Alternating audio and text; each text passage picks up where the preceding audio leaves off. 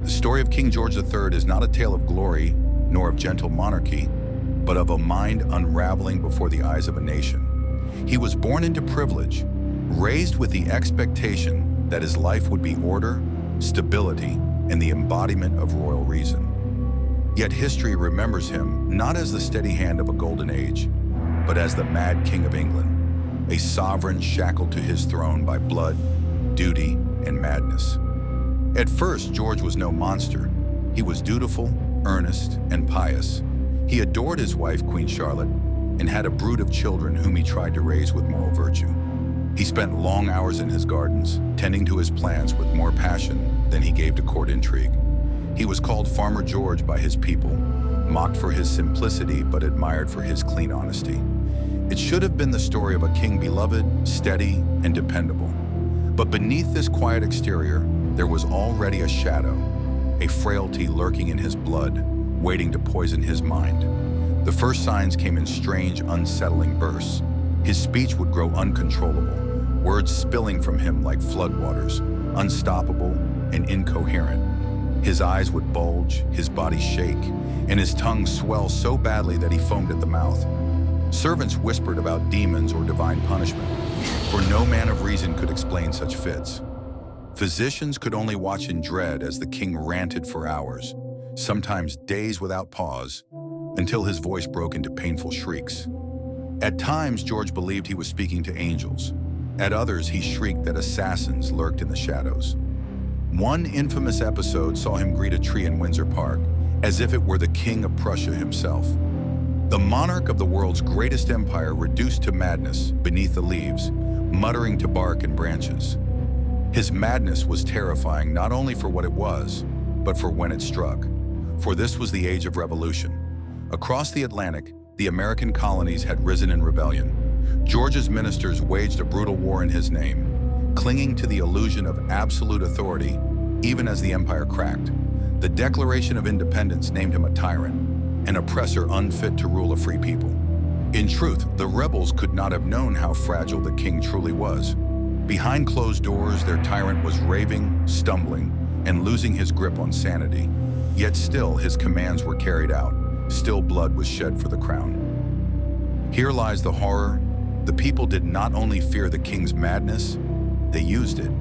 His ministers ruled in his name, waging wars and levying taxes, while their sovereign screamed and drooled in the darkened halls of Windsor. Madness became a mask for tyranny, a convenient curtain behind which England's rulers could operate unchecked. Was George merely a tragic victim of disease, or was his unhinged mind the perfect shield for cruelty committed by others? As his illness grew worse, his family lived in fear of him. The Queen, once his closest companion, began to dread his presence.